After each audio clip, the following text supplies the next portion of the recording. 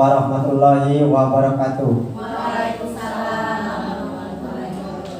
Alhamdulillahirabbil alamin. Assalatu wassalamu ala asrofil anbiya'i wal mursalin wa ala alihi washabihi ajmain, amma ba'du.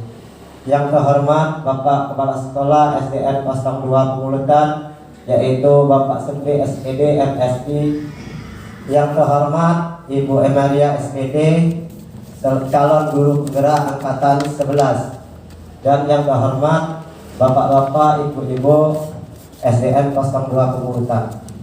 Puji syukur marilah kita panjatkan kehadiran Allah Subhanahu wa taala yang telah memberikan kita kesehatan, kesempatan sehingga kita dapat berkumpul di ruangan ini untuk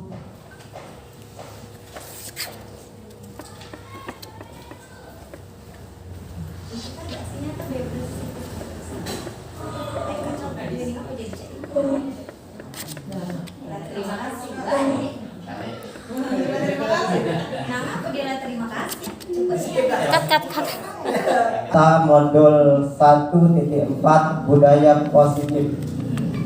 Dan salawat salam kita curahkan kepada junjungan kita Nabi besar Muhammad sallallahu alaihi wasallam beserta para sahabatnya, pengikutnya hingga akhir zaman.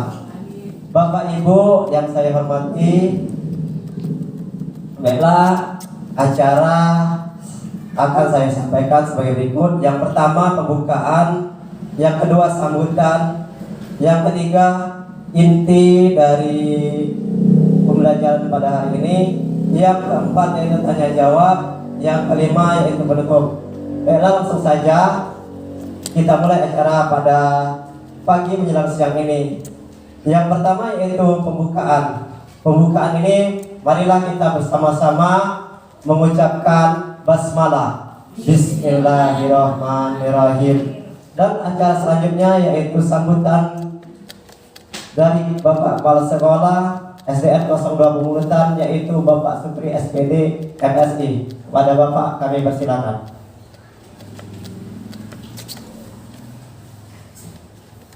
Assalamualaikum warahmatullahi wabarakatuh. Kami hormati Bapak Ibu Dewan Guru SDN di 02 Pengulutan. Pertama-tama marilah kita panjatkan puji serta syukur kehadiran Allah Subhanahu wa taala karena pada hari ini, siang hari ini kita dapat berkumpul di ruangan ini dalam keadaan sehat walafiat. Salawat sering salam semoga tercurah kepada Nabi Muhammad SAW, semoga mengalir kepada keluarga, sahabat dan pengikutnya hingga hari akhir. Baiklah, untuk acara kita pada hari ini yaitu kita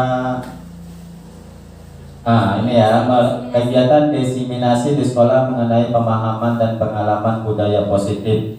Jadi kegiatan ini merupakan kegiatan dari Ibu Emaria sebagai calon guru penggerak angkatan 11 tentang budaya positif. Jadi marilah kita nanti dengarkan dengan cara saksama apa itu budaya positif dan budaya positif yang dapat diterapkan di sekolah kita ini agar kedepannya sekolah kita ini benar-benar sekolah yang unggul dan maju, bisa bersaing dengan sekolah-sekolah lain. Dan kami mohon kesediaannya nanti Ibu Emaria untuk dapat menyampaikan apa-apa tentang budaya positif di sekolah, dan juga mungkin nantinya pada waktunya ada tanya jawab tentang budaya positif yang baik untuk dilaksanakan di sekolah itu seperti apa. Mungkin itu saja sambutan dari saya. Terima kasih. Wassalamualaikum warahmatullahi wabarakatuh. Waalaikumsalam warahmatullahi wabarakatuh. Terima kasih. Baiklah, acara selanjutnya yaitu inti dari pembelajaran berdiferensiasi diseminasi di sekolah mengenai pemahaman dan pengalaman budaya positif yang akan disampaikan oleh Ibu Emaria, calon guru penggerak angkatan 11. Kepada Ibu Emaria kami persilakan.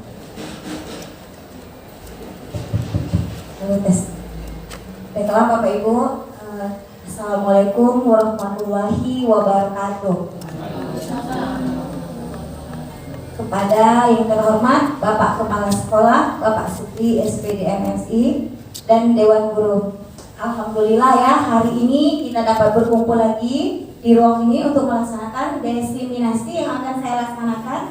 Sebelumnya marilah kita panjatkan sholawat dan salam kepada Nabi Muhammad SAW yang tentunya syafaatnya akan kita nantikan di yaumil akhir nanti.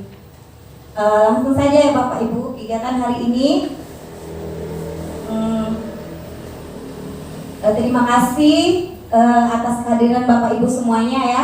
Pertama-tama saya ingin menyampaikan kegiatan kita hari ini bahwa hari ini adalah tugas aksi nyata saya pada modul 1.4. Nah, di sini saya telah menyelesaikan modul 1.4 di mana yang akan kita bahas hari ini yaitu tentang disiplin positif. Untuk itu saya ditugaskan untuk melakukan pengimbasan apa yang sudah saya pelajari pada modul 1.4 mengenai budaya teori positif, kemudian tentang pengalaman penerapan saya mengenai budaya positif ini di sekolah. Ya, pertama-tama saya ucapkan selamat datang kembali ya kepada para bapak guru hebat semuanya. Mari kita belajar bersama, berkolaborasi, saling mendukung demi mewujudkan disiplin positif di sekolah kita, demi mewujudkan disiplin positif di sekolah kita yang tercinta ini. Yang pertama yang akan saya sampaikan adalah mengenai konsep utama modul budaya positif. Di modul budaya positif ini ada beberapa yang akan kita pelajari, yang akan kita ulas satu persatu. Yang pertama adalah perubahan paradigma belajar, yang kedua disiplin positif, yang ketiga kebutuhan dasar manusia, yang keempat motivasi perilaku manusia, posisi kontrol restitusi, keyakinan kelas, dan segitiga restitusi.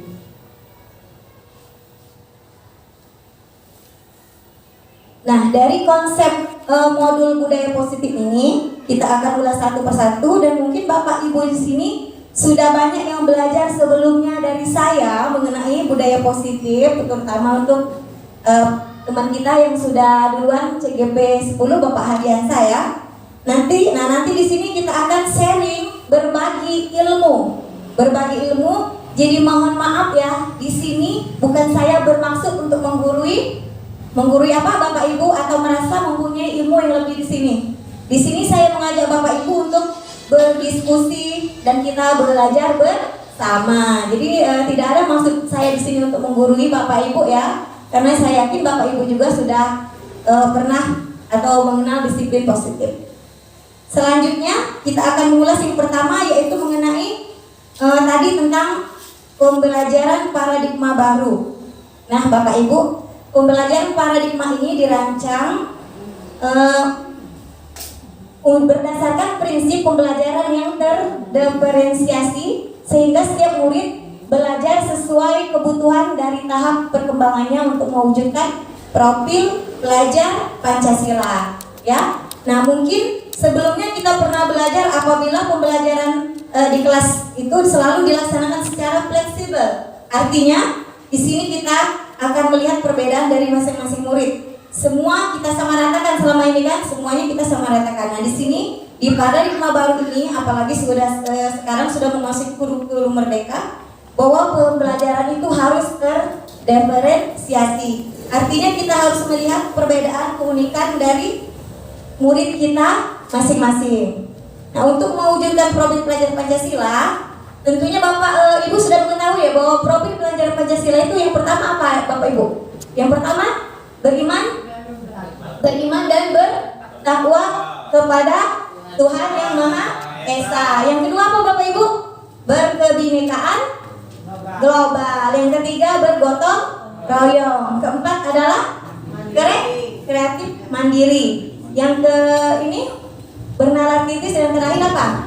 Mandiri. Ada lagunya itu Bapak Ibu. Bisa tidak kita nyanyiin? Bisa. Ayo. Jangan sampai yang bisa kita ya. Profil pelajar Pancasila. Pelajar Pancasila kan? Bisa. 1, 2, 3. Pelajar Pancasila beriman dan bertakwa pada Tuhan Yang Esa, dan berakhlak mulia, berkebinekaan global, gotong royong penting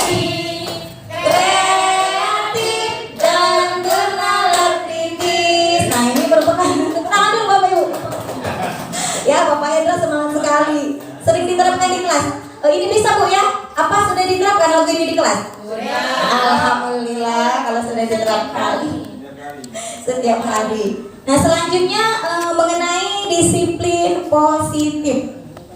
Bapak Ibu sudah pasti mendengar ya kata disiplin itu apa? Ya, apa Ibu? Disiplin itu apa artinya? Siapa yang tahu? Siapa yang bisa disiplin itu apa? Dalam pikiran Bapak Ibu disiplin itu apa? Suatu pekerjaan yang kita lakukan Bu Yuli? Tepat waktu. Bu Yuli coba pakai mic dong Bu Yuli. Apa Bu Yuli? Menurut saya Disiplin kalau itu apa? disiplin itu adalah sesuatu pekerjaan yang kita lakukan sesuai dengan waktu Sesuai dengan waktu. atau tepat waktu. Ya. setidaknya. Yang lain ada Ibu Amsa apa Ibu Amsa? Hanya menambahkan peraturan. Oh, bagus. Baiklah, terima kasih untuk Bu Yuli dan Ibu Hapso. Pendapat Ibu Yuli sudah sangat bagus sekali dan pendapat Ibu Hapso sudah sangat bagus sekali. Tapi di sini disiplin ini lebih kita tekankan itu kepada peraturan. Disiplin itu peraturan. Setuju tidak Bapak Ibu? Sepakat tidak kalau peraturan? Setuju. Nah, di sini dalam budaya kita makna kata disiplin dimaknai menjadi sesuatu yang dilakukan seseorang pada orang lain untuk mendapatkan kepatuhan. Kita cenderung menghubungkan antara disiplin dengan ketidaknyamanan. Nah, di sini mendengar kata peraturan saja murid itu rasanya bagaimana Bu ya? Mendengar kata peraturan. Nah, jadi di sini dari modul yang sudah saya pelajari, disiplin itu harus lahir dari dalam diri murid, harus lahir dari dalam murid, bukan karena oh nanti saya kalau mengerjakan ini harus dihukum misalnya, disiplin itu.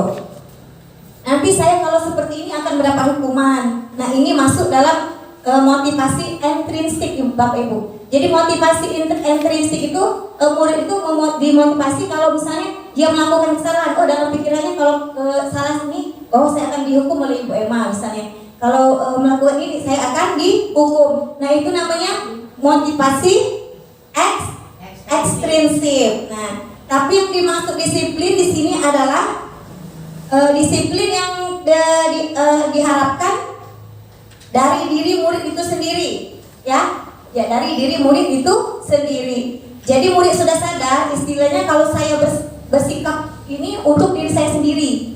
Jadi maksudnya Bapak Ibu kalau dia melakukan sesuatu bukan karena takut dihukum, tapi karena dirinya sendiri. Bukan juga untuk menyenangkan gurunya.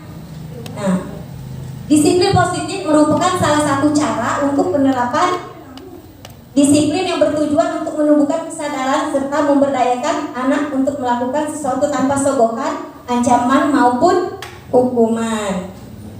Nah, ini baru yang saya sampaikan tadi mengenai disiplin. Di sini bahwa kita harus sepakat bahwa disiplin itu benar-benar harus dia lakukan dari dirinya sendiri, bukan karena dia takut dihukum. Misalnya kalau dia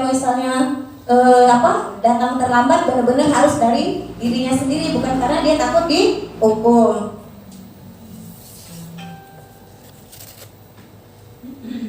Masih di sini ya. Kemudian dalam melaksanakan disiplin atau melakukan sesuatu itu, maka kita sebagai manusia mempunyai suatu kebutuhan dasar yang melatar belakangi tingkah laku kita. Apa saja kebutuhan dasar itu? Yang pertama adalah bertahan hidup. Bertahan hidup di sini artinya kita membutuhkan makan, minum, dan tempat tinggal. Itu namanya kebutuhan dasar. Istilahnya disebut dengan sandang dan pangan. Yang kedua adalah kebutuhan rasa diterima. Nah, Bapak Ibu pasti kita sering di kelas kita menemukan atau melihat adanya murid yang caper atau cari perhatian. Yang di sekolah kita yang selalu ingin mendapatkan perhatian. Bapak Ibu pernah nggak menemui di kelasnya anak itu sedikit minta perhatian dari kita? Ada ya, terutama biasanya di kelas rendah. Nah, ada juga di kelas tinggi, ada juga ya. Nah, itu namanya kebutuhan apa tadi ya? Gurunya namanya caper. Yang disebut dengan caper istilah cari perhatian. Yang di sekolah dia ingin selalu mendapatkan perhatian karena dia butuh kasih sayang. Dia butuh kasih sayang dan rasa diterima karena mungkin di rumah dia tidak mendapatkannya Bapak Ibu. Dia di rumah mungkin tidak mendapatkan kasih sayang. Jadi seperti itu kemudian diberlakuin, kira-kira dia condong membutuhkan kasih kasih dan sayang. Ada juga murid yang yang sering berperilaku memeluk gurunya. Ya ada itu di kelas 1, 2 biasanya. Ada ya? Ya. Nah itu disebut kebutuhan kasih sayang atau diterima. Jadi nggak apa-apa ibu. Itu namanya kebutuhan kasih sayang dan diterima. Yang ketiga adalah kebutuhan penguasaan. Kebutuhan penguasaan. Di mana kita sebagai manusia ya kita sering melihat murid kita, anak kita yang ingin berkuasa. Di kelas itu pasti ada salah satu anak yang ingin berkuasa, juga ingin menang sendiri. Nah, seperti itu kita lihat bahwa kebutuhannya adalah penguasaan ya di kelas ada itu. Yang keempat adalah kebebasan. Artinya murid di sini tidak ingin tertekan apalagi tentang adanya peraturan tadi. Jadi murid ingin merdeka. Seperti itu Ibu ya. Selanjutnya kebutuhan kesenangan. Nah, kesenangan ini artinya ingin bersenang-senang. Ya, ingin bersenang-senang. Misalnya melakukan pembelajaran di mana mereka harus mengerjakan tugas terus-menerus. Jadi anak-anak kita tadi disuruh mengerjakan tugas secara terus-menerus, disuruh mencatat. Pokoknya dia tuh ditekankan kepada anak itu harus selalu mengerjakan tugas terus-menerus. Tapi dalam hatinya dia ingin kebutuhan kesenangan, ya. Nah itu tercapai, kebutuhan kesenangannya itu tercapai, artinya kita sebagai guru harus lebih peka. Nah dalam hal ini kita harus mengupayakan melakukan pembelajaran yang lebih menyenangkan. Selanjutnya dari kebutuhan dasar tadi, masuklah ke motivasi perilaku manusia Bapak Ibu. Motivasi merupakan dorongan yang timbul pada diri seseorang secara sadar atau tidak sadar untuk melakukan suatu tindakan dengan tujuan tertentu. Motivasi. Nah, dorongan di sini motivasi itu dorongan. Motivasi itu adalah dorongan. Oh, misalnya saya melakukan motivasinya apa misalnya? Bisa saja dari internal atau eksternal. Nah, beberapa motivasi itu antara lain satu, melakukan sesuatu disiplin dari karena dia takut dihukum Bu. Karena dia melakukan sesuatu itu karena takut dihukum. Ini merupakan motivasi ekstrinsik. Ingat Bu ya, motivasi ekstrinsik itu berarti dia takut dihukum, bukan karena dari dia sendiri. Yang kedua ialah perilakunya itulah mendapatkan imbalan. Mendapatkan imbalan atau penghargaan dari orang lain.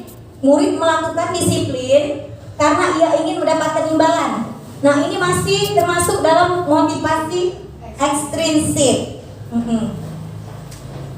Tentunya kita sering menemukan murid kita yang melakukan